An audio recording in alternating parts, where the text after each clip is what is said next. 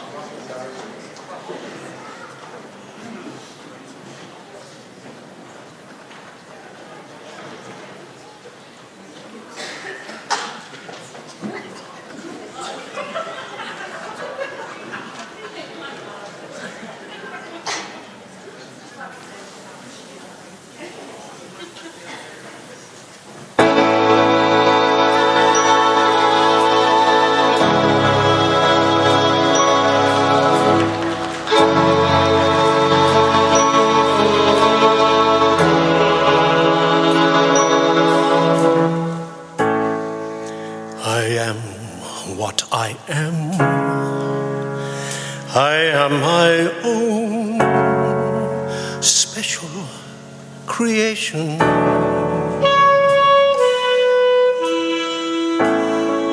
So come and take a look. Give me the hook or the ovation.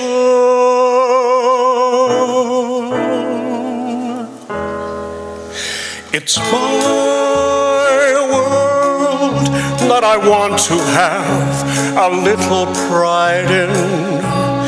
My world, and it's not a place I have to hide in. Life's not worth a damn till you can say, hey, well, I am what I am. I am what I am. I don't want praise. I don't want pity. I bang my own drum. Some think it's noise. I think it's pretty. And so what if I love each feather and each spangle? Why not try to see things from a different angle? Your life is a sham till you can shout out, I am what I am. I am what I am, and what I am needs no excuses. I deal my own deck, sometimes the ace, sometimes the deuces. There's one life and there's no return and no deposit. One life, so it's time to open up your closet. Life's not worth a damn till you can say, hey world, I am what I am.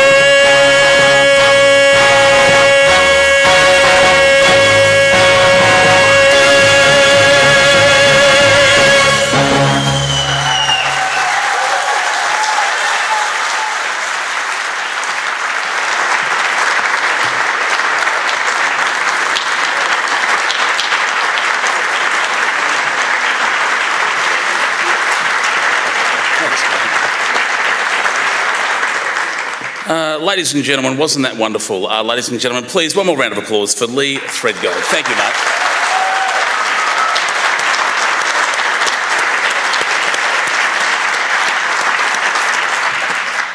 Ladies and gentlemen, my name is Shane Jacobson, and for those that don't know, I had the honour and pleasure of being one of David Parsons' great mates, as many of us here are. One thing I thought we would do is one of the ultimate compliments that can be paid to a performer is when they get a thing called a round. And a round is when you walk on stage and the applause starts before you've done anything. So I figured we should give David exactly that. So can we get a round of applause for our star of the show?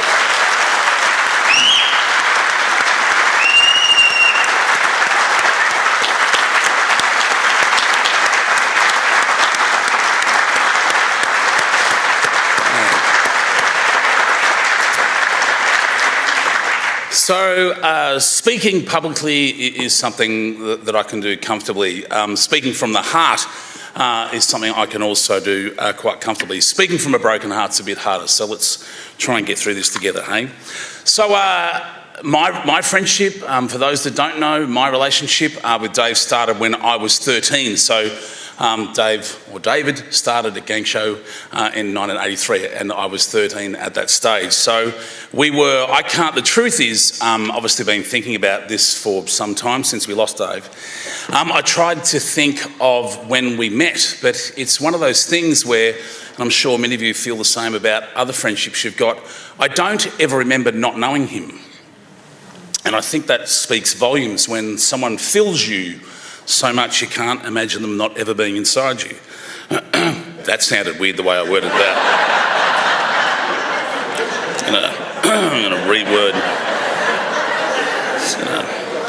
reword that. For some of you who haven't been keeping up with Dave, I'm going to warn you, at some point it will be unveiled. He was gay. So I know it's a shock for some of you. But I say that for a very good reason, because apart from all the joy that David gave me and all of us, and just so you know, I'm not onerous of this. I'm not the one that owns the joy that David put out there. Everyone here got to experience it, but some of it will just be my experience that I got. But the greatest compliment I think he ever paid me, not that he knows this, was I was the first person he came out to. It's one of my favourite stories about Dave, because I tell it often when we're talking about with friends or about how the world has changed, and I think it's changing for the better in so many ways. But one day, Dave, we were at his place in Hampton Park. It was a weekend, and he said to me, we spent the day together mucking around. In fact, we thought we'd made it because he made profiteroles, and apparently they're hard to make. And and I believe they are. And for some reason, we decided to ring Triple M and tell them that we'd made these profiteroles, and if anyone wanted to come to David's house, we'd give them profiteroles. I know for a fact we only did it so we could get on radio, and how much would he be loving the fact that he's the centre of attention here, because he would be loving it, and that's okay. So many of us here are entertainers and performers, and we love that too. I love it. It's what I do for a job. I still love doing it. But we did that. We rang Triple M, and people came around, and we thought it was amazing that they played us on the radio, and then at one point they said, I think we even jumped in and said, "You're listening to," we both went, "Triple M," and they went with that instead of their normal thing, and we thought, oh man, we've made it. We thought we're now massively famous because we've been on radio, and yeah, 2 people turned up and took profiteroles, so we weren't that big. But it felt big at the time. But it was at the end of that day that I was about to leave. In my white Cortina, there we go, for those that remember, it was a long time ago. And as I was about to drive, I was about to leave, and he said, "Look, I've got something to tell you." And his face got incredibly serious, and I just couldn't think, especially at that age, that's when we know, I was at that great age when you didn't know the world gets serious quite often. As we know, when you get older, it happens quite a lot. But at that point, we had nothing to worry about in life. And he just said, "I've got something really serious to tell you." And I said, "Okay, what is it?" And he said, and he kept messing around. I said, "What is it? Do you need to borrow some money?" He said, "No, I don't need to borrow money." And I said, and me and Damien were talking about this just the other day, and I'm like, "What? what is it? What is it? Are you sick? And he said, no, I'm not sick. And I'm like, oh man, what is it? Just tell me what it is. And then I went, well, he can't even unveil it. And I just said, have you got an illness? And he went, no. I said, have you got cancer? Tell me if you've got cancer. And he said, I haven't got fucking cancer. I'm gay. And I went, oh, is that it? And he said, what do you mean? I said, oh, for a minute there, I thought you were going to die. And he said, this is huge for me. I said, why would that be a big thing? And he said, well, you're the first person I've told. And so it wasn't until years later I thought about the gravity of that. But, it meant the world to me that he chose to tell me first. Oh. What we're going to do, every time someone comes up here, if they get emotional, we applaud. It helps you get over it. So we'll applaud now. Go. Thank you.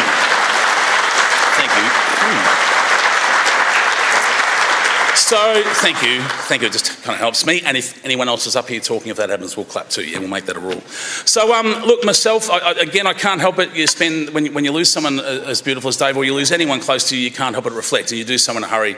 And, some of my favourite bits are that myself, Damien and Dave and Keith Stubbley were the four wise monkeys. As Damien said, we didn't know it was a game of last standing, but me and Damien are still here. But so we've obviously lost Keith and now Dave, but we were the Four Wise Monkeys, and I just remember us going, we used to go to the 21st Century Dance Club. Has anyone been there?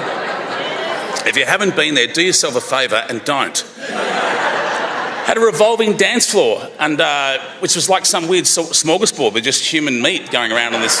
It's the weirdest thing. Dave used to say to us it's slim pickings for him, but there was lots of girls for us, which we thought was great. But, it was the memories like that we'd go. What I loved about it was, even as young as we were going to nightclubs, me and you can ask Damo, and Keith would remember the same if he was here, we would dance, and we were just these young kids, like right when you're in your prime, we'd just go there and we'd do time, what is it? I Had the Time of My Life, and Damo would run across the dance floor and Dave would throw him up, and we would just, no wonder we couldn't pick up chicks. We looked completely mental. But even then, there we were, 18, 19, 20, going to these nightclubs and still mucking around as if we were at a gang show rehearsal, and that was kind of what Dave did. Is he just wanted to have fun the whole time. And so we were all, I assume for most, oh man, I'm going to go again. Thank you. For all of us, it was just the fact when you were around Dave, you were having fun. And we know later in life he had some struggles with his health with a stroke, and he found some parts of life a bit harder then and had a bit more to worry about. But for all the years I think about and want to remember, his mission was to be entertaining and entertain. And I think he did it very well. Don't you agree? Yeah. So, I'm not going to keep talking the whole day because there's other people to share the stories, and that's what today's about. All of us sharing stories. A lot of it would have happened before you walked in here, and we all know the rules as a grown-up and as a friend. You know the rules. Now our job is to continue to tell these stories. I'm going to kick that off right now because there are three people who have every right to tell the stories and know more about him than many of us or any of us do, and that is, of course, his sisters. So I'm now, and we'll do it with a huge round of applause to help support them before they have to do the hard job of talk about their beautiful brother. Can we please get the applause going now for Nikki, Marie and Raylene, his sisters.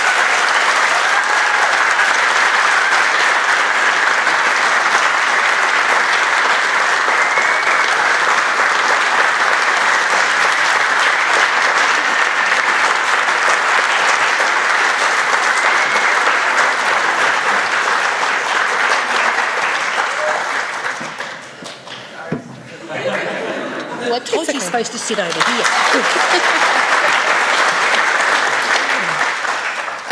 We're really bad at public speaking. No.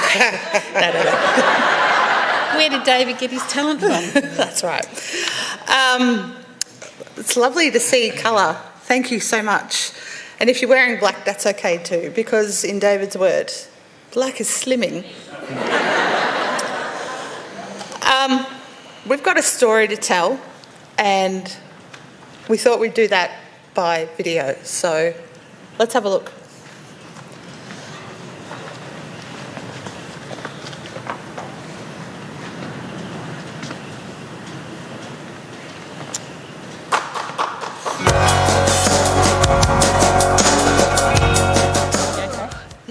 Yeah, he was a cute kid. Born on March 4 in 1968. Says it right there in the Herald. Parsons, Johnson, Teresa and Ray, a son, David Keith, at Dandenong Hospital, brother for Raylene and Marie. Harold makes it sound like the Bible, hey? Well, he's not the Messiah, he's just a naughty boy. Aww, here he is on his christening day, dressed by Ralph Lauren. I meant to say he's wearing 1970s lemon. That's him with his godparents, Uncle Alan and Auntie Nancy from Yarra. How cute. He was so loved up on. Truly. Blech. My two sisters, the wicked witches of the West and East, they just loved up on them. They were happy families. Then I, for 48 years, became the very threat to his existence. I became the baby. And look what happened. He turned into what happens when Willy Wonka falls over in a box of brown sticky paper protectors. There's a story that can be told where he was once found in my cot with his hands around my neck. My sister Raylene tells me that she would have had to sit on David so Mum didn't chase him. Or vice versa. I don't know, I was being strangled at the time. Yep, pretty soon, that party of three, we became an awesome foursome. Look at us. Aren't we cute? No. Now, at school, some people just loved him. Mr. White, his drama teacher, says, David played a major role in this year's musical with style and distinction. He also took over the role of director on tour and did a brilliant job. Cannot praise him highly enough. Well done. And, other teachers, they just knew. Just let me skip to the good bit here. Now that his confidence in his abilities have improved, he needs to be more aware of the rights of others in the group and become less self-centered. Now, David was active. He could build, and he liked his cars. He even did sports like football. Football, right? He was a footballer and was even part of the Junior Fire Brigade. But this wasn't his passion. No. This was ballroom dancing. Oh, yes, he could move and slide with the best of them. Tango, foxtrot, jive, and oh my goodness, have a look at the wings on that shirt. Whew, you're flying, brother. David was a juvenile Australian ballroom dancing champion. But you didn't know that. Wait, you did? You did know? Because he told everyone? Seriously, look around you and in your group, your posse. There's got to be at least one person who knew that David was a juvenile Australian ballroom champion. Am I right? David. Holidays now, they were a treat for us. The times we'd get to torture David. Look at what we're doing to him now. Anyway, there was one holiday though, changed his life. The year was 1982 and we all headed up to Queensland following David as he went on his first international jamboree.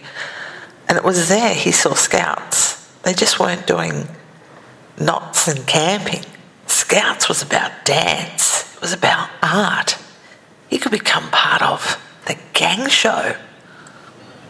And he did. In 1983, he became member of the Melbourne Gang Show. Is the gang all here? Shout out. Come on. Yeah, there you are. More on Gang Show later. But now, back to David. David was a brat. Look at this one photo of him. It captures a lifetime of his bratty ways, don't you think? Oh, what a troll he was. Now Marie will tell you tales of high school where she'd be hanging out with her mates and then she could hear a kerfuffle. Then she could hear him running. Sis, I've gone and done it again. Help. From what exactly? Retaliation? After he'd gone and trolled the Year 12s? they'd chase him, so she would chase them. Happy days for David, not so much for Marie. Am I right, sis? Oh well, at least David was Australian Ballroom Juvenile Champion. No, wait. Australian Juvenile Champion of Ballroom. No. Australian Juvenile Ballroom Dancing Champion. There we go. Got it. Yep. Troll. Harold Ramis in Spaceballs Halloween costume. Troll. And troll. Shane Jacobson. Look at this. He's even trolled you. What a brat. Oh my goodness. Nah, look. Jokes aside, we as a family are going to remember the David who loved to laugh, who loved his family, and loved to point. What the hell is with this pointing? Almost every photo he took. Point,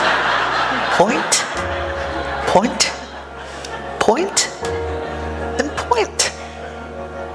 What are you pointing at? Don't forget this part. Seriously, this is our brother, and we love him dearly. Through all the cuteness of the babiness, the trolling, the passion to perform, and to his last days. Now I'm going to hand back to live Nikki now, but before I do, she and her sisters are going to take a breath and get ready, because whilst I've had fun talking about the fun stuff, we're about to talk about the real tough stuff, because it's a story that needs to be told. The biggest battle David ever faced was living with a stroke that took a toll on him physically and mentally, and in part, that's why we're here today. We would love for you today, in lieu of flowers, to kindly give to the Stroke Foundation so they continue their good work into stroke awareness, prevention and daily living for stroke survivors. So grab your phones, put your cameras on and point it up to the QR code, and please give generously.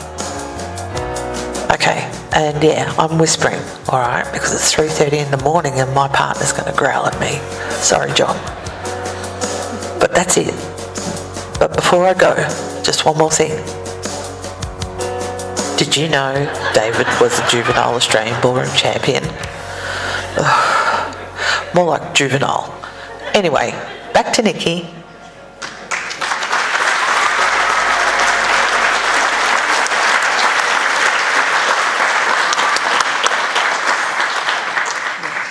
I never did dance. I had the brains.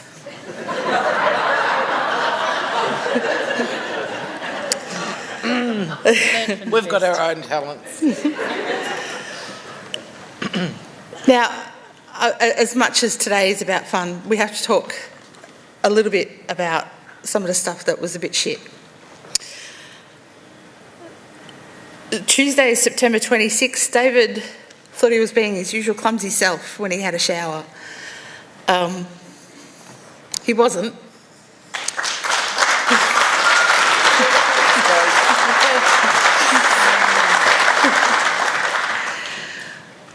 He called us straight away because calling an ambulance was, I don't know.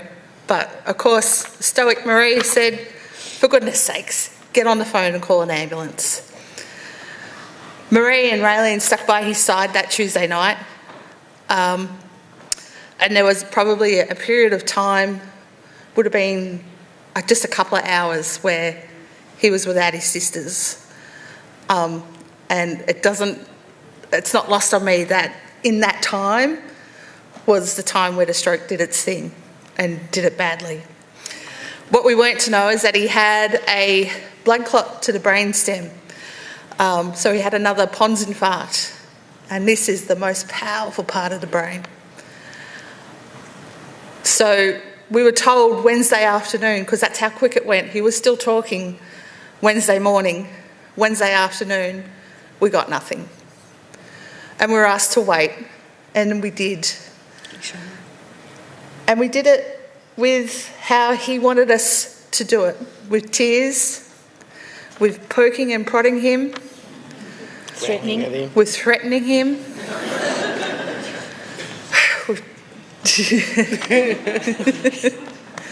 I'm just thinking that there's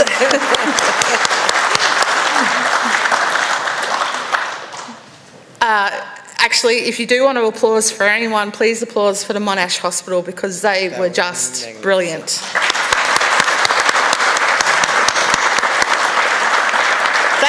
They knew that we were in a hopeless situation, but they wanted to play a game of wait and see. They had suspected on the Wednesday that there was permanent damage, and they asked us to wait for 24 hours. And there was. They confirmed that there was permanent damage, and we could see it for ourselves in the X-ray. It was at that moment, I don't know about you two, but it was at that moment I had all of you in mind as well. How would he want this to be? He wouldn't have been wanting to be in the state that he was, because the last couple of years of his life, he really did struggle. Yeah.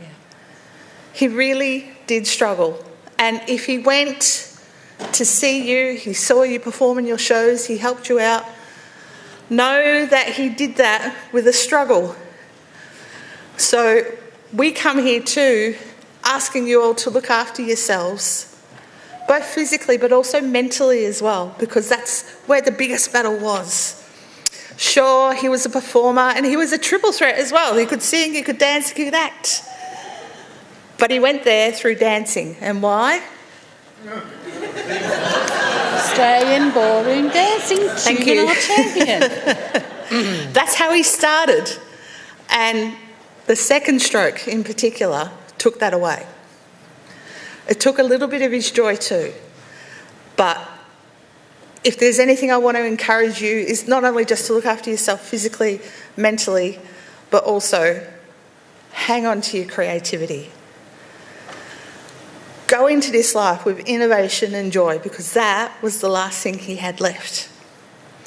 And that's why we wanted today not to be too many commiserations, but celebrations. If you're crying today, you're crying happy tears because you remember the light he was in your life. We want you to enjoy today, and that's why we decided we'll go first. Because everyone else is going to have so much fun. Where are you going? Oh. What's she doing? Okay. This is unexpected. This wasn't in the script, sister. Oh, I know what you're doing. No, I know what's going on. I know what's going on. So we wanted to have this rest of the afternoon be about celebrating him through song, dance, and a bit of laughter. So we're actually going to do the thank yous now. Firstly, a huge thank you to Shane Jacobson. Yep. He's going to take us. He's going to take us through the rest of the journey today. And boy, we'll have fun along the way if we haven't had fun already.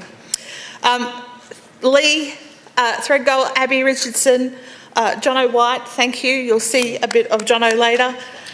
Damien, Helen, Frosty, the gang. Sally Hughes, thank you so much for organising the videography. I'm hoping that the camera takes 10 pounds, 10 kilos. Bit more. That would be great. Hey, calm down. Bit more. Rude. We also want to thank the amazing National Theatre team for your generosity for today. Rod, Tony, Elizabeth, I think I've heard that name being flung about. Everyone, thank you so much for opening your doors for us today. And there's one other person that we really want to thank as well. Now, we all theatre people here, most of us, we know that we can't put a good show on without the people in the background. And there's been one lady that has just entered into our life the last couple of weeks and has done amazing things. So Sarah, could you come up here, please? I know you don't like the stage. You don't have to talk. You don't have to talk. Abby might want you to sing, but you don't have to talk. I don't know where she is. Here she comes. There she is.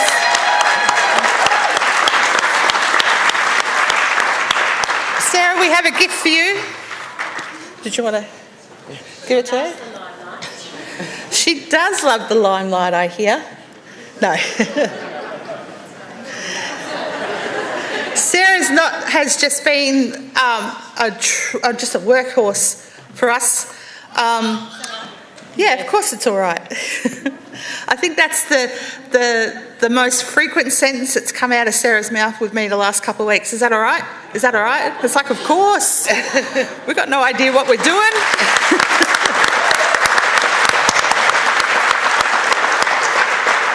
Thank you all so much for being here. We do love that you love David, because we kind of had to. No. It's in our script. It's in our script. Yep, it's written there. Yeah. That's it, black and white. Must love brother. We're really thankful that you're all here, and I think it's time to get on with the show.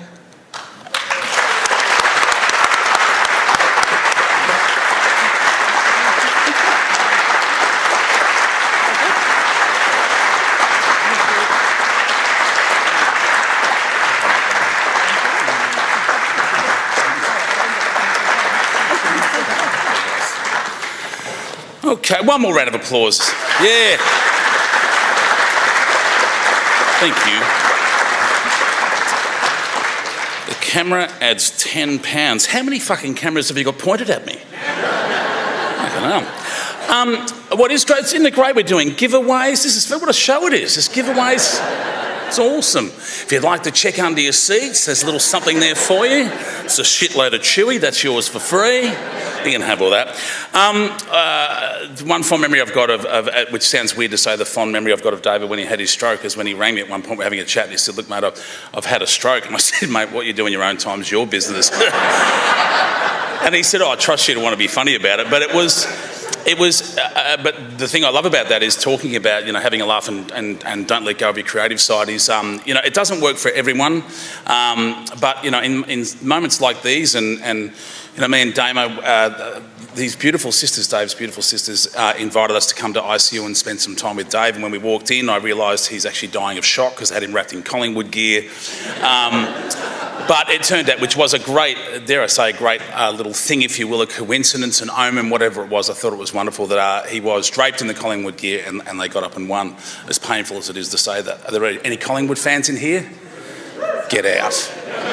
Get out. No, but it was great. But the thing was, we were... when we're in the hospital, there is two ways it can go, and we've all had our moments when we've lost loved ones where you kind of feel like, I think sometimes the moment requires one to be serious and levity and everything else, and of course there's time for that. But what I do love is kind of we've had many of us, and I've had the unfortunate circumstance, as many of us in this room have. We've lost Craig Bacon, Keith. I mean, it just, the list goes on.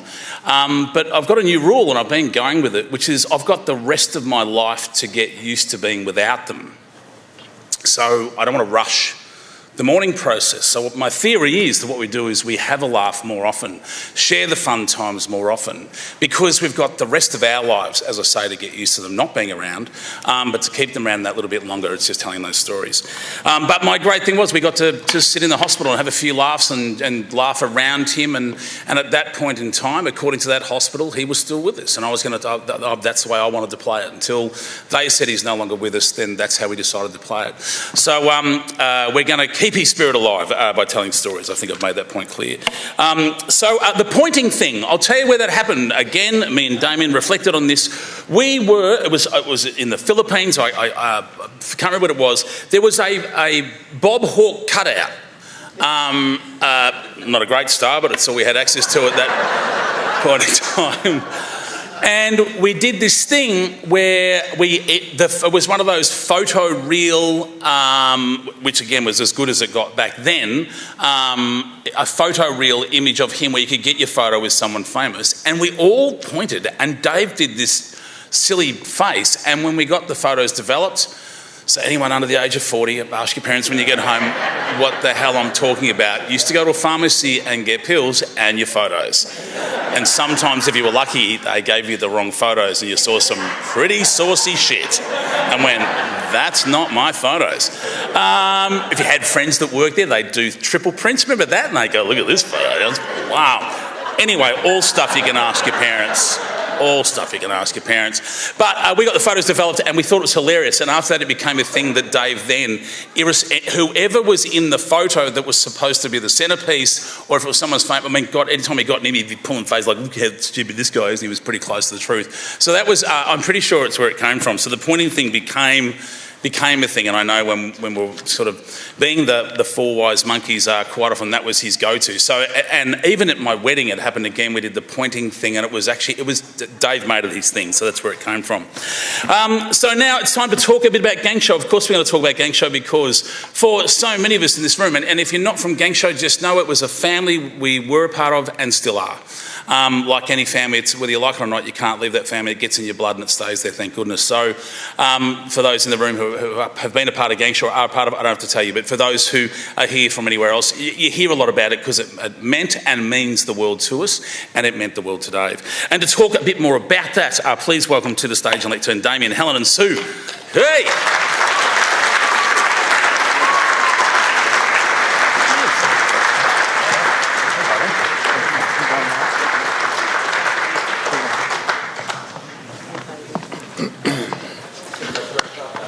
Right, just wait. A very good afternoon to David's nearest and dearest, to his family, to his friends from stage, friends from theatre, friends from every walk of life, and especially from Scouting, Gang Show and South Metro. I'd also like to extend a very, very warm welcome to the local National Theatre neighbourhood working girls who persistently propositioned David all those years ago. Your determination was inspirational.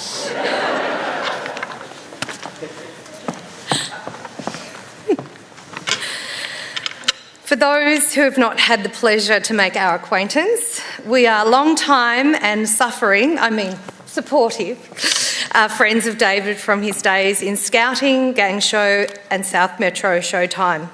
Frosty, Damien and I'm Helen. This was really tough to prepare because David was the one who would always remember and remind us of the mischief that we got up to. He takes so many secrets with him, thank God.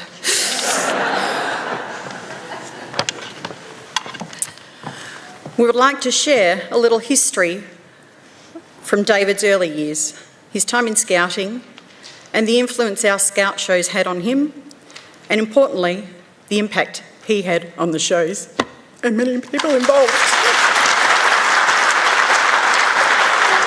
It's nothing to do, Frost.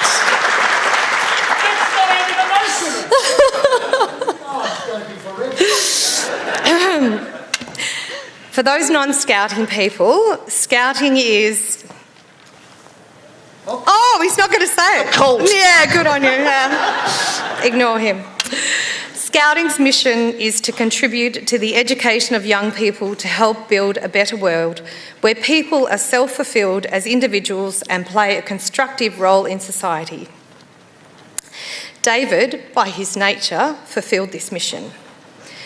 As many of us know, it wasn't an easy road to navigate, but he was determined, and when he found his place, especially in the theatre, nothing would stand in his way to making our world a better place.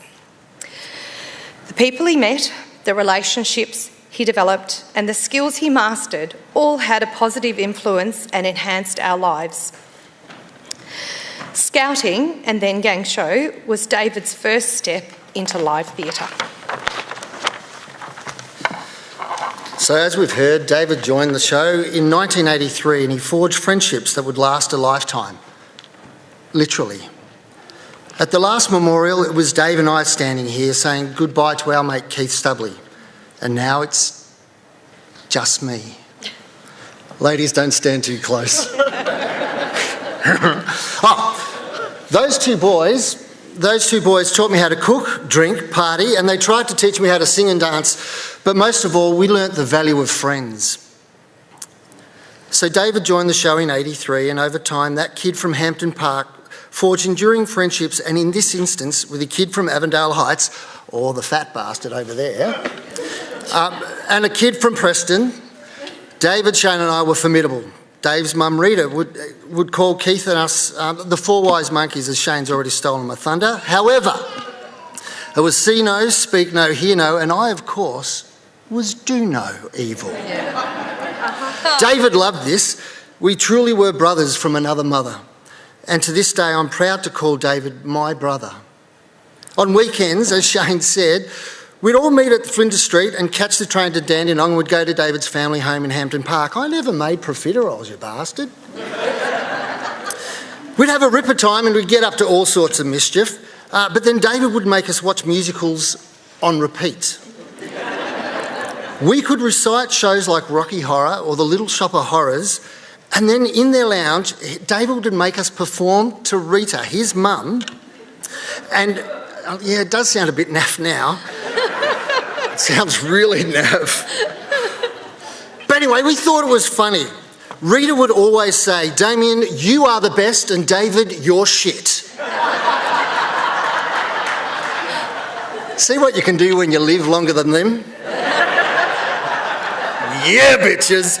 So, then, as a 17, an 18-year-old, as Shane hinted to before, we went to the 21st Century Dance Club in Franger. It was first-class establishment, and it did have a revolving dance floor. It was like a lazy Susan for desperates. I loved it. And it was at the time, as Shane said, as Dirty Dancing started, and David and I perfected that notorious lift. And again, I don't know why, we just did that shit, yeah? And so there we were, on the revolving meat market. David is at one end of the dance floor, I'm at the other. We'd had a few bourbons, they were probably island coolers to be brutally honest, and there we were. Come on, out of the way. The music started to build, the bouncers started to come around, and as the music started to crescendo, I ran and I leapt, and David reached out and he lifted me up high, and with the strong arms he spun me round. The crowd lost their shit. It was sensational. The bouncers grabbed us and threw us outside, and yep, they did put baby in the corner. But you know what? That wasn't the first time that he grabbed me. That wasn't the first time that he reached out and he caught me when I was falling. Is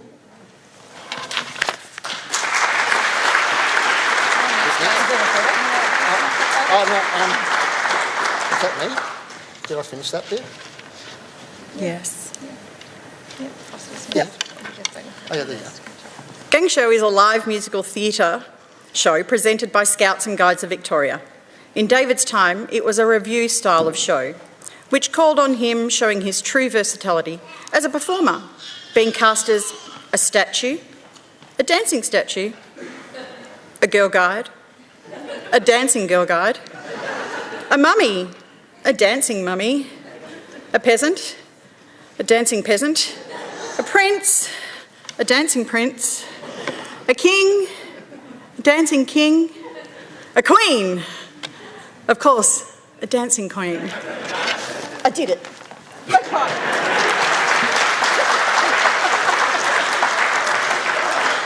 In fact, there was a famous item called Ballet for Males, and David was so angry about this item. It was all of us guys dressed as swans and cygnets in the traditional Swan Lake ballerina costumes. We looked absolutely sensational in our leotards and our tulle tutus, our ballet slippers and real ostrich feather headdresses. Our ballet performances were received with standing ovations, but this infuriated David. It was an item where he thought he should be the star. After all, he was the juvenile... Oh, no, sorry. No, sorry, I won't do that to you again. So he was infuriated, but alas, this time he was not cast as a ballerina. He was cast as the male, non-dancer, straight guy. However, the role did actually call for the best answer because they had to dance the ballet without looking like they could dance at all. His timing, his anticipation, arabesques, pliés, and his sense of continuity and artistic completion was exquisite. And like many things that David did in life, he loved to bring to the stage In this show, with every performance, he was celebrated as it showcased his glorious 21st century dance club lift.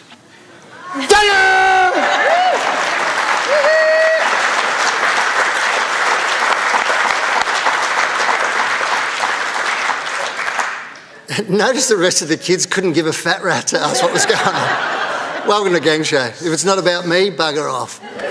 So David's commitment to theatre and all those involved was unwavering. His leadership on the rehearsal floor was inspirational, teaching the kids the correct technical dance steps.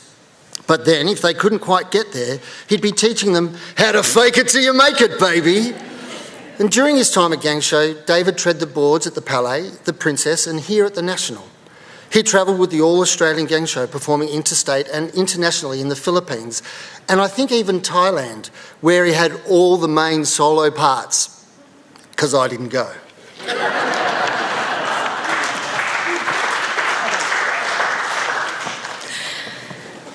South Metro was David's glory days in Scout shows. His talents were endless.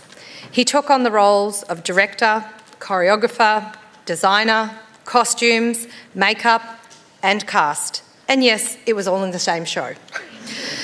He championed the success of the show for many years, becoming the inspiration for many of the young cast who were in constant awe of his ability to adapt from directing, to be on the dance floor, teaching and adapting choreography so they could shine. He was a man of many talents, or maybe just a control freak. Either way, he was determined to create the best environment for the team and create a fabulous theatre for everyone. A natural extension of these shows was his venture into amateur community theatre, where he helped me produce and choreograph 2 shows with Spats, Nonsense and Joseph. The irony is not lost here. David was not that religious, but he loved the theatre of it, and it sold tickets. David's relationship with Santa started way before he actually became the big fat man in the big red suit. Each year, Frosty and David joined me to have a pic with the big guy, and every year we pushed the photo setting further until we convinced Santa to leave his sleigh and join us on the bedding in the department at Myer.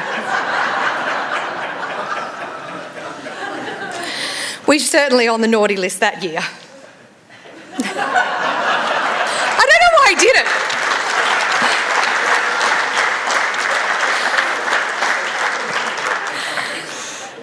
it. Not long after, David became our Santa. And as we know, Santa knows if you've been good or bad. So, Uncle David visited our home often and knew our children very well and was well informed about their shenanigans. So then, when we took our kids to see Santa, he knew every minute detail of their naughtiness. Our children were totally gobsmacked at how accurately Santa could describe their year and then the influence he had on their behaviour for the next year. Is that right, William? Yeah. They tried so hard to make it on the nice list, but they were scared shitless. The beautiful thing was that as our babies got older, they continued to indulge me and my affinity for everything Christmas. Last year,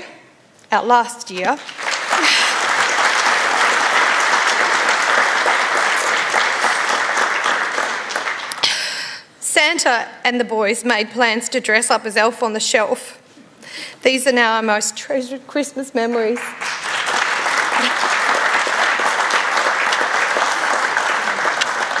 Uncle David spent a lot of time with my kids. As we've heard before, being a fun uncle, he would teach them how to cook, because I'm shit. and he would be a loving and caring support to them. Last week, my youngest son returned from school and asked about the plans for Christmas this year. Innocently, in his next breath, he asked, "When are we seeing Uncle David?" We all looked at each other and realised the tragic realisation. Good job.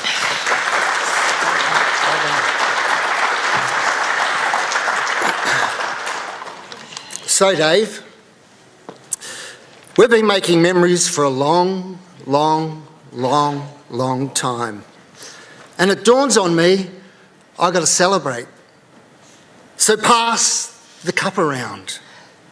Someday, somewhere, I'll find another world. And you know that the good times returning, life's just a merry-go-round. We need a little Christmas, and you can get by without lots of things, but you've got to have friends.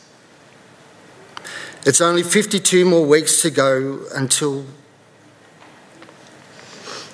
we see one another again. For the golden days behind us are years we have loved to share. So long.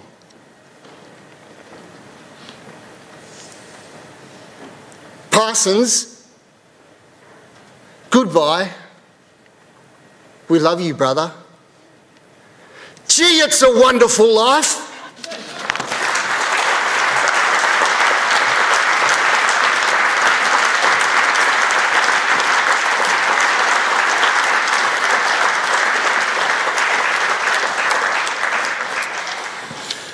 For those who aren't from Gang Show, a lot of those lyrics were from songs that we know very, very well that mean a lot to us. So who knows, it'll probably break out at some point and you'll feel free to join in. You've now heard some of the words. As has been established here, that Dave had so many families, and we've already mentioned, I mentioned that Gang Show is exactly like a family, an extended family, and you've seen his family up here. But he had, as has been mentioned, he had another family in theatre outside of Gang Show. It's again, and we're not taking away from them because they are a whole nother family again. I can tell you that from my experience with any theatre show you do.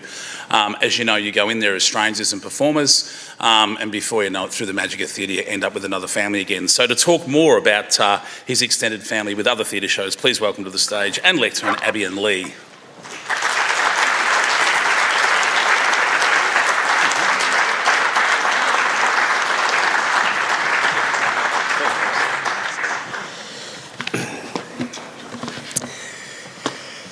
In a world full of flamboyant characters and larger-than-life personalities, David more than held his own, and he shone brightly.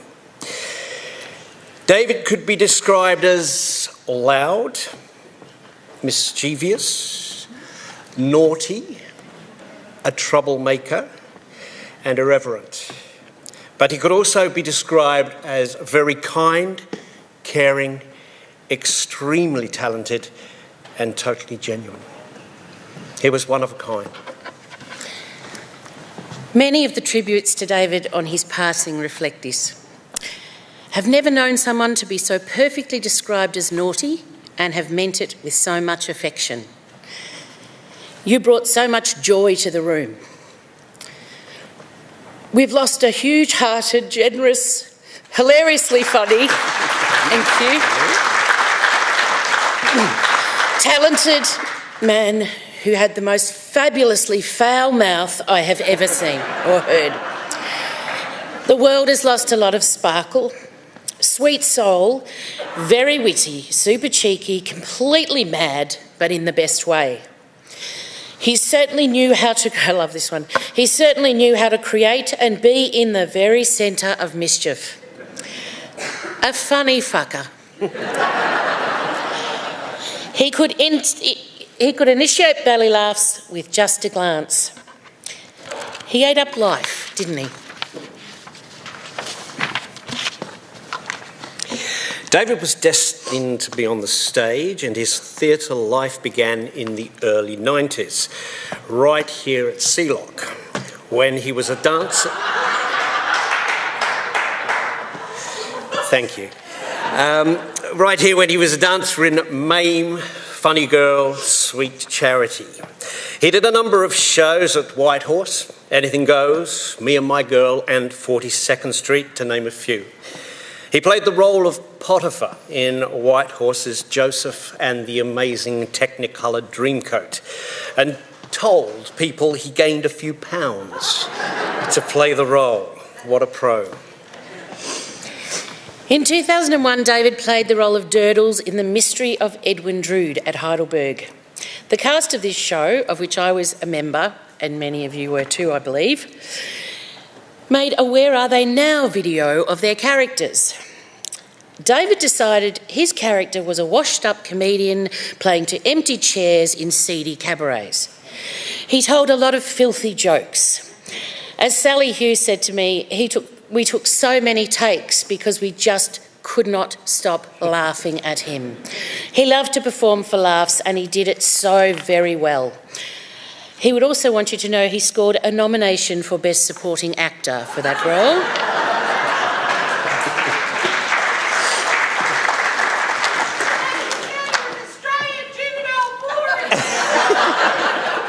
Thank you, Nikki. Other memorable roles for David include Bumble in Oliver at Catchment, Seymour in Little Shop of Horrors, Fatty Arbuckle in Mac and Mabel, and Max Renfield back here at Schlock. He was relieved his role of Max only required gentle dancing. When not on stage, David would work behind the scenes, in the crew, costume department, even catering. He spent a year as Vice President of White Horse Musical Theatre, a fitting position for him as the President of a Vice. He also worked in production management. White Horse Musical Theatre did a series of readings and David directed Copacabana. He added a couple of touches that were really very clever. He ventured further into directing, starting with 42nd Street, Hello Dolly, The Wizard of Oz, Little Shop of Horrors and Footloose. When White Horse were going to present Beauty and the Beast, David added another skill to his basket and learned how to make prosthetics. He created all the Whoville noses for Zeusical. Just very quickly, I first met David when we did Mac and Mabel back quite a few years ago now. And actually one of my fondest memories was from that show. I was performing, or we were rehearsing, setting a number called I Want to Make the World Laugh.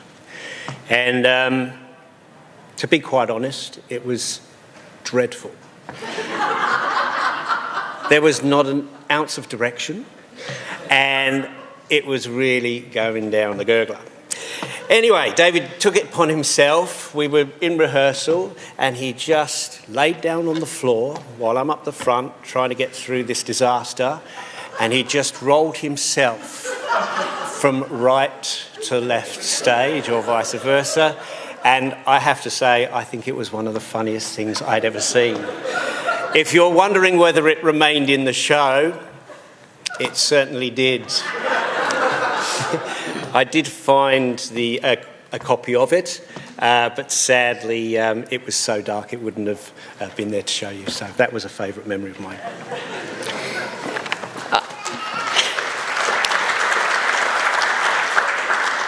I first met David in Funny Girl at Clock. We were both very young. It was a long time ago. And I realise, quite naive, I think, now. And it was my first big show in Melbourne. And I used to watch the boys come back from a break, the captain being Mr. Parsons, doing things that I sort of found quite, just purely to shock. And I think most of our friendship thereon, moving forward, was David doing things and Abby saying, "Oh, David." But the wonderful thing, we got to do Oliver together, and he was Mr. Bumble and I was his widow Corny, and we had so much fun. It was just wonderful.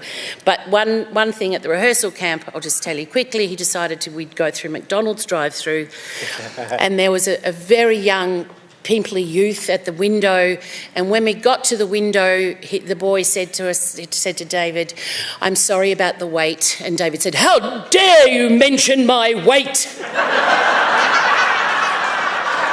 Once again, Abby said, "Oh, David." So that's just a couple of sweet stories for you. We asked some former castmates and friends for stories of David. Barry Mitchell. I met David in 1996 when I was a student at the College of the Arts, and he was my dresser for the end-of-year performance. My character was a Wedgwood teapot, and the costume was the size of a Volkswagen Beetle. He'd have to push me through the doors that I couldn't fit through. We laughed so much every performance, and he called me Teapot forevermore. Lauren Elise, during On the Town with Whitehorse, I asked him to take some candid, natural photos for memory's sake. David, in his wisdom, decided to take photos of people's feet from the outside lower gap of toilet doors. I did say natural. His wit and cheekiness was frank but entertaining. One more gem from Lauren was she was always so very impressed by David's ability to scream like a cut pig, as I'm sure a lot of you remember. And to honour this, she has named one of her pigs David Parsons.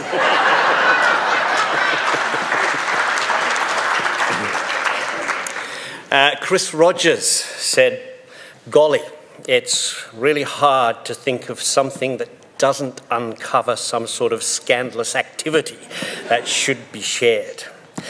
I do love the time David and I wore your and Sally Hughes' costumes during Drood, and you ladies got us back by wearing ours and sending us up. One of the funniest moments I ever had at a rehearsal. We did laugh a lot in that show. We asked a lot of people for memories of David. Many of them said they had so many memories of a talented, creative, extremely funny man in general. Some had never actually done a show with David, but everyone knew and loved him. You wouldn't be surprised at how many of those people said their specific memories of David were too rude to be shared here. And that what happens at rehearsal camps stays at rehearsal camp. The theatre lights have dimmed with the passing of David, a true character. Here's the Melbourne ad clip that David starred in. It fully showcases his talents. Cece worked for the production company and Tamara Finch did the choreography on this video, and neither of them knew that David had been cast.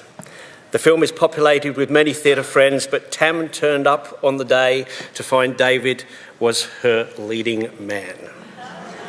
Here's David in all his theatre glory.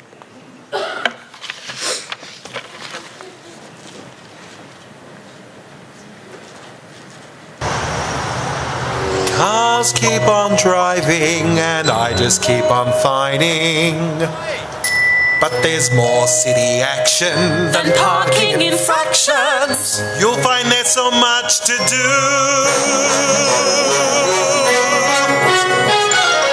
So let's go out in the city. There's fun to be had around every corner. I've got an invite for two, 'cause our city's more exciting with you. We could stay out till the morning comes, and still we'd have more to do. There's a place for every boy and girl. Tell me you know that it's true.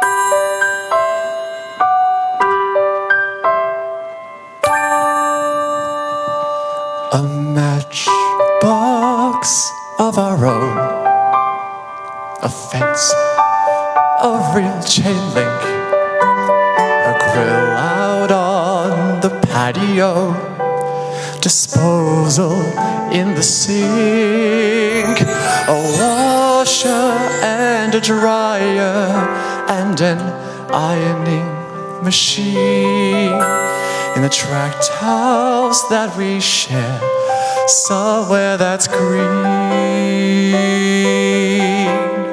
He rakes and trims the grass. He loves to mow and weed. I cook like Betty Crocker, and I look like Donna Reed. There's plastic on the furniture to keep it neat and clean. In the pine salt scented air, somewhere that's green. Between our frozen dinner and our bedtime, 9:15, we snuggle watching Lucy on a big, enormous 12-inch screen. I'm his December pride.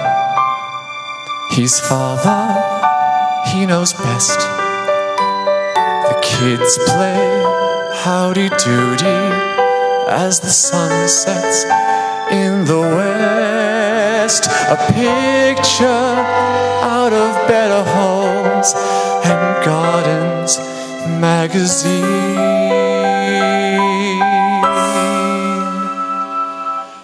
Far from Skid Row, I dream we'll go.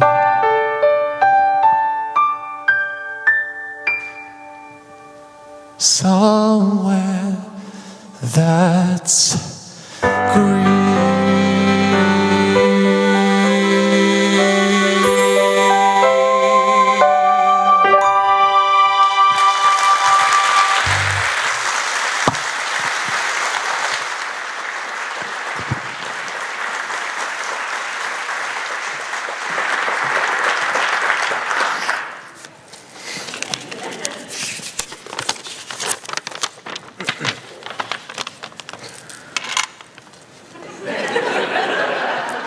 Thank you so much. What an honour it is to be asked to sing that one here today. Little Shop of Horrors, of course, was a particular favourite of David's. He played the role of Seymour in one production and is probably as close to a romantic lead as he would ever get. He also directed another production where he was very involved in set design and the construction of the Audrey 2 plant. He and his sister would always sing duets from the show on road trips, and the show is very special to he and the family. Ellen Green was actually asked to appear to sing here today, but unfortunately she couldn't be here because she was, not asked. So I hope I did it justice. Thank you, Ellen. For those of you who don't know me, that's your loss. My name is Miss Lynette, and I am a drag queen here today to present about David's career in drag. I first met David in 2002 when I was but a mere babe, in a place where many people here today feel great shame and regret in admitting we found ourselves when we all hit the lowest point of our lives, in an amateur theatre production. The show was Joseph and the Amazing Technicolor Dreamcoat. Thank you, the cast, with White Horse Musical Theatre. It was my very first show and David's 173rd. As a member of the children's chorus, me, not David, every child was paired with one adult cast member as a sort of guide and mentor to help us through the terrifying show experience. It just so happened that David was my mentor. This, of course, was before we had working with children's checks.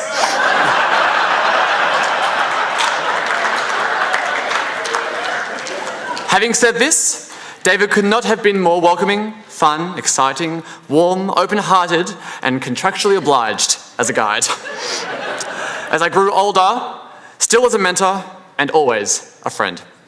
We continued to work on shows together in different capacities and with different companies, and through some of my darkest day going through university at Footscray, A few catch-ups over coffee we shared always helped me forget the daily struggle and put a smile on my face.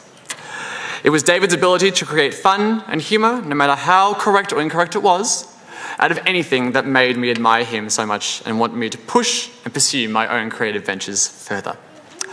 Shows like Little Shop, Seussical, Beauty and the Beast brought out the very best of David's oh-so-creative side.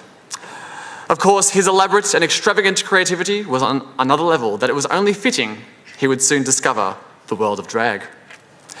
Having started put on frocks and painting his face from a very early age, it almost seemed like forever that David has been brightening our world with his drag persona, who he aptly named Uluru. A queen he dedicated to and took inspiration from his closest friends and family members, that whenever she appeared, we couldn't all help but see a little of ourselves and a lot of David in her. Confident, loud, fierce, brash, unapologetic, open-hearted, he would find at the back of your local Macca's trying to use the free Wi-Fi while bumming a half a pack of durries in preparation to crash whatever cast parties were happening that night. Yes, there was a little bit of all of us in Uluru. In 1999, Uluru appeared in a group choreographed by Ros Gaffney called Get Frocked.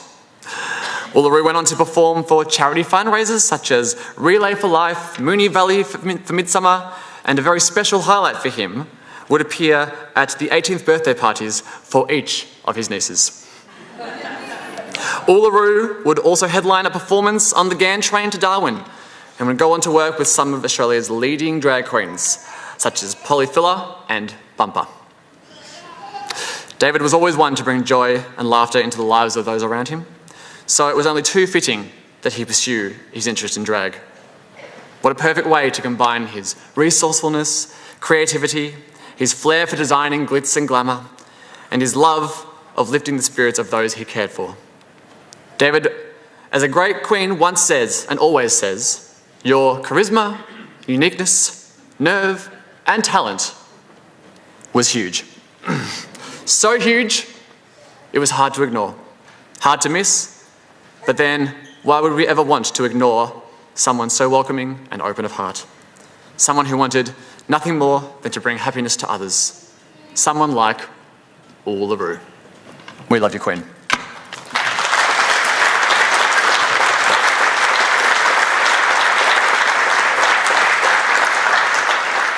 To wrap up this segment, please enjoy a little taste of Uluru on stage with her friend, Polly Filler. Thank you.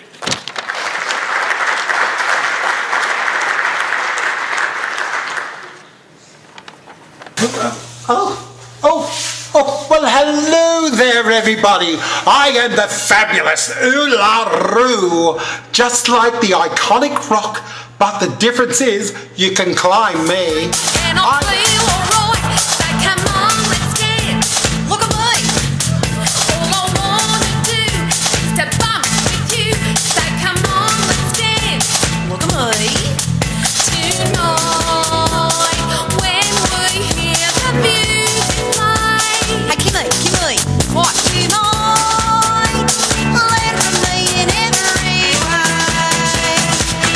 They told me, ladybug, it's no lie. Ladybug, yes, the music takes me high. No, I don't need a break, 'cause my hips don't shake. Oh, and your tummy kick. Shut up, Mum. Look at me. When I feel your touch, hell, it's too much. Oh, come on, let's dance. Hello, revolting. Tonight, when we hear the music play. My turn now. Tonight, let me in every way. Lou, what is that? They told me, ladybug, it's no lie.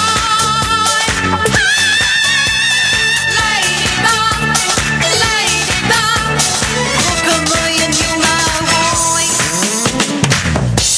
Dance break, Kim. Watch me bust a move. Oh, I am loving myself. Sick on this dance floor. I'm making a few people sick by the looks. Shut up, Mum. Oh, Kim, look at the time. I've got to go and move the the Barina. I'm parking at 2 a.m. I told you not to park there, Mum. Oh, listen to this. Oh, this is very Justin Timberlake, isn't it? Hey, Kimmy, can I leave with Stu? Who's Stu? The Chinese guy over there giving me the hairy eyeball. Very nice. They call me Ladybug, with no lie. Ladybug, look at me and you'll know why. They call me Ladybug. It's not. Oh, it's too high. Oh, not for me. Ladybug, look at me and you'll know why.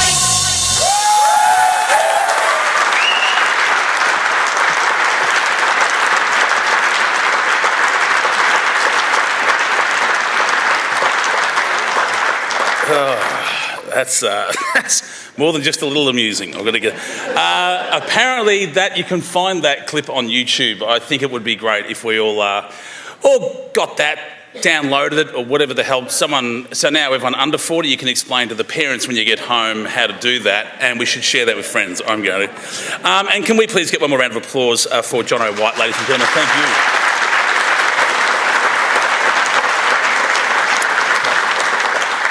Jono White went to Footscray Uni, eh?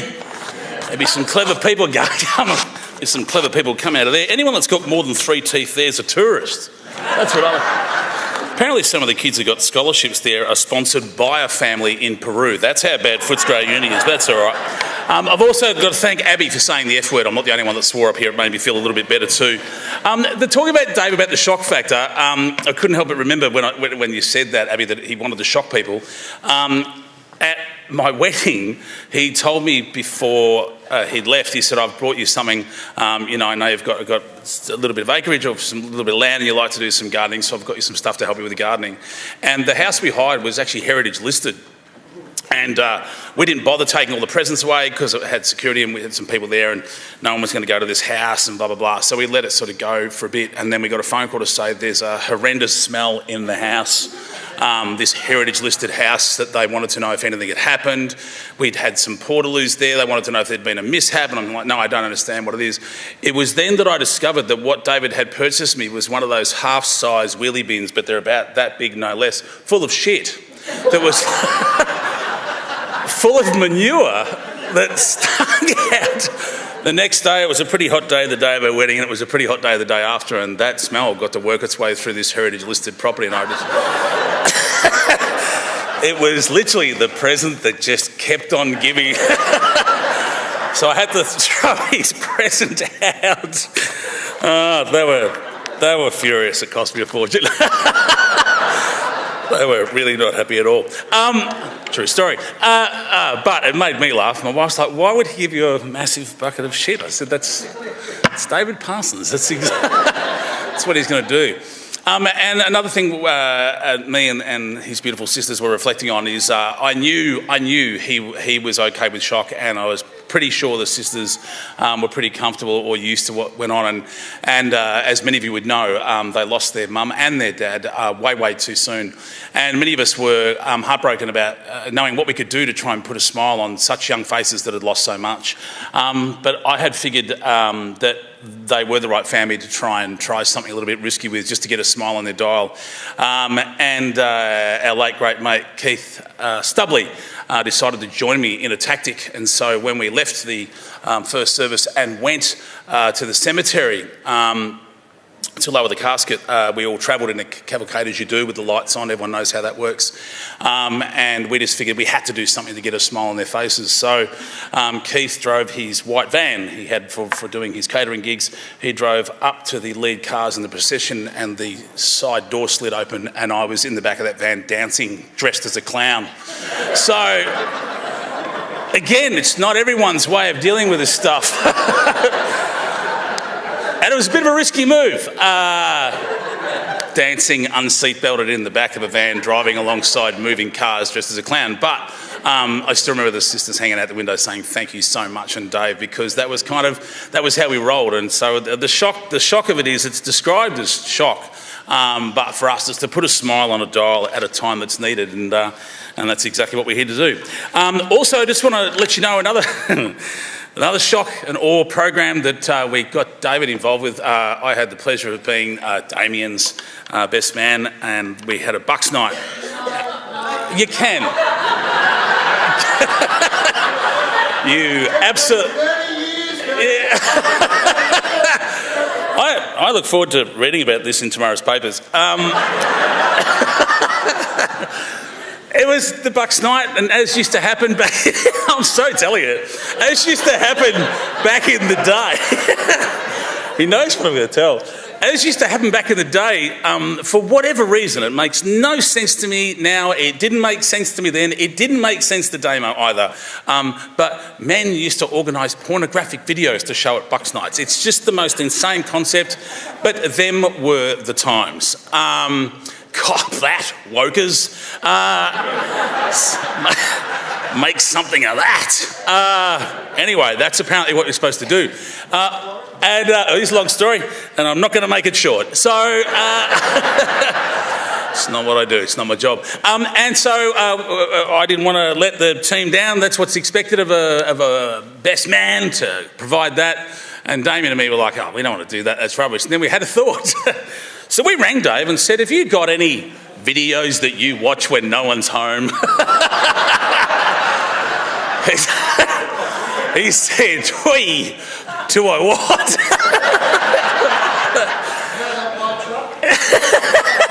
It's full of them. I had to buy another van. Couldn't fit him in. And we said, could you cue them up at the perfect moment that you can't tell who's doing who to what? But it should look like the kind of video the blokes are expecting at a Bucks night. It took 4 videos of blokes going,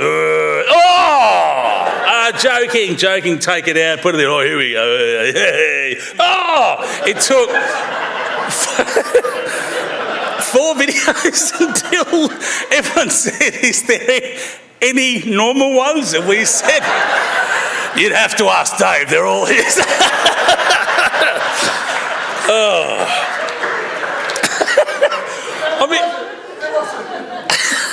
I'm enjoying that as much today as I did when we did it. That was so long ago, you're not even married now.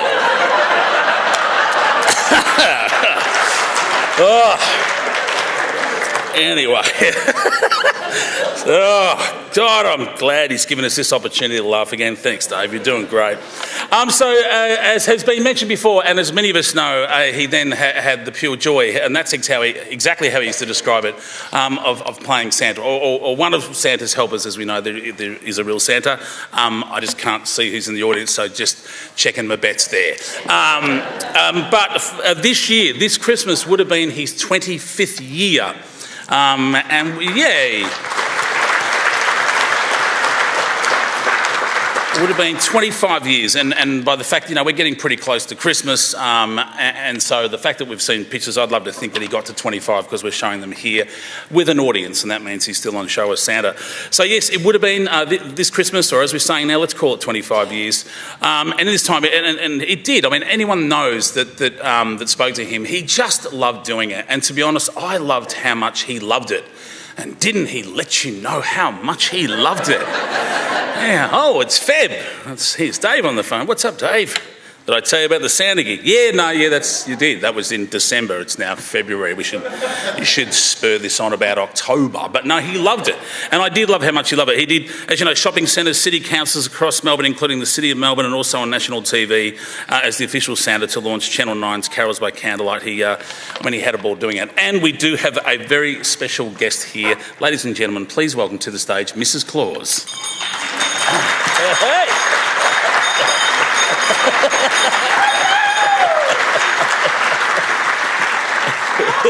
Oh, hang on. Thank you so much. Oh, there we go. We don't have these in the North Pole. Oh, Shane, it's good to see you. When are you signing up to be Santa? I'm fat enough, but I just don't have the time. You definitely look the part. Is there lots of boys and girls out here today? I think there is. Oh, I can hear you giggling. Ooh. Well, Shane, if you wouldn't mind helping me out here, I'll give you this bell. Yes, yes. And then what I'd like for you to do is just ask the audience, have they been good this year? Oh, that's a very good question. Audience, and especially kids, have you been good this year?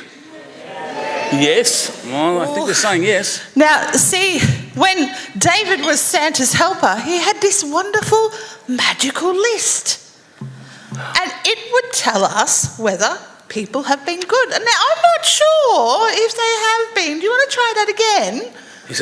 Have you been good this year?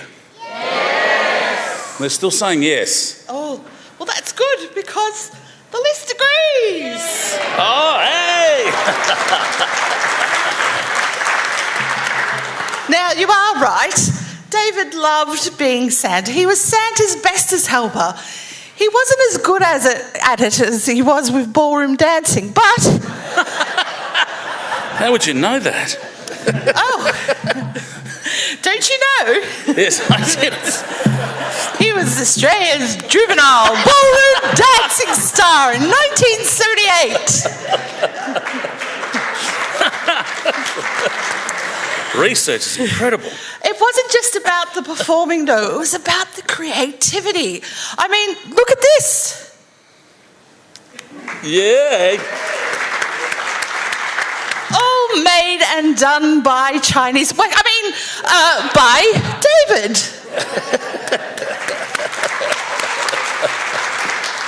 Now, his latest creation, we've got a little bit of him today. Would you like to bring him out? I would. All you need to do is pick up that bell and give it a ring. Give it a ring. Here we go. Are we ready for another special guest? Yeah, kids, are we ready? Yes, here we go. Who could it be? Oh!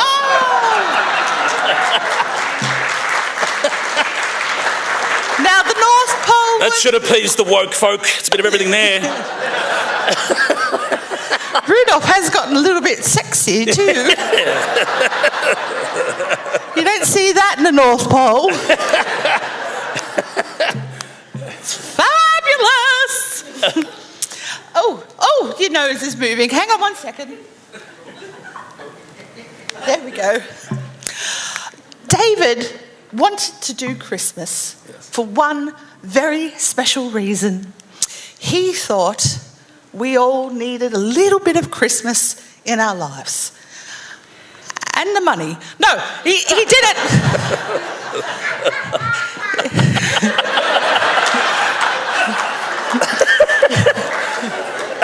Even they know what's true. Santa's greatest fan over there. It's funny when it's true. He did it because we need a little Christmas in our lives. And that's what he brought to us every time he donned the red suit.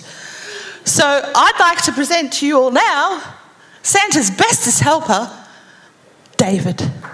Yay. Hit it, Tony!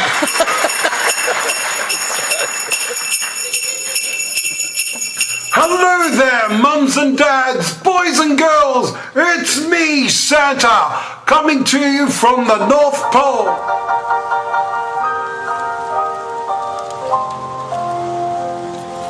Haul out the holly, put up the tree before my spirit falls again.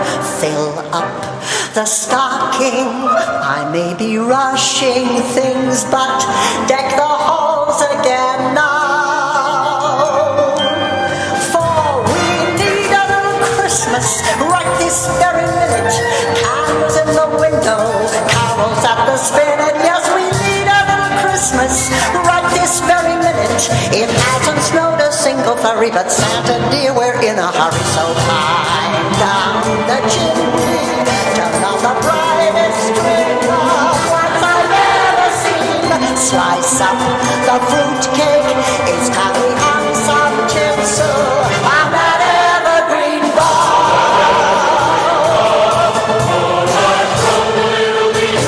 Grown a little colder. Grown a little older, and I need a little angel sitting on my shoulder. Need a little Christmas now.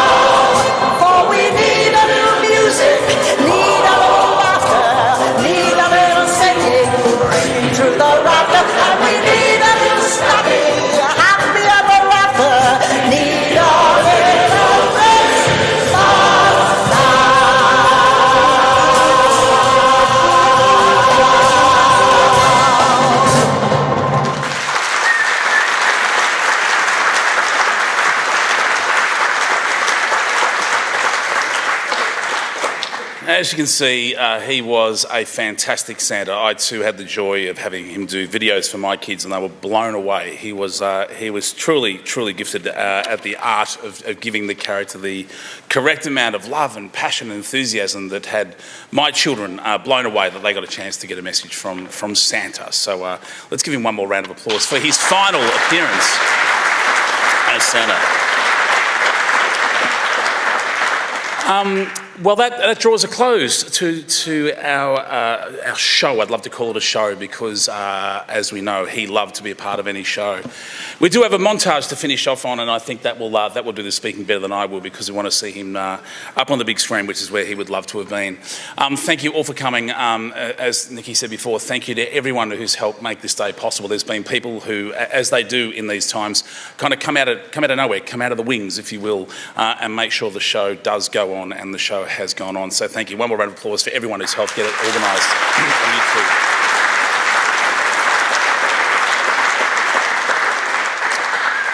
YouTube.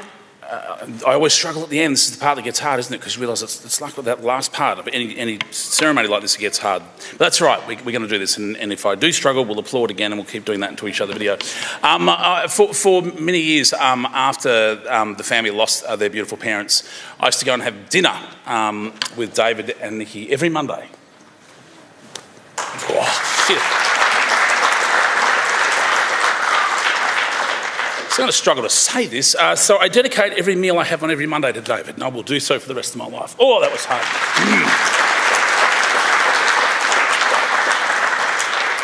I wrote a longer bit than that, but I've realised I won't get through it because it was a little bit too nice. Just know here I was going to say a whole bunch of nice shit about David Parsons.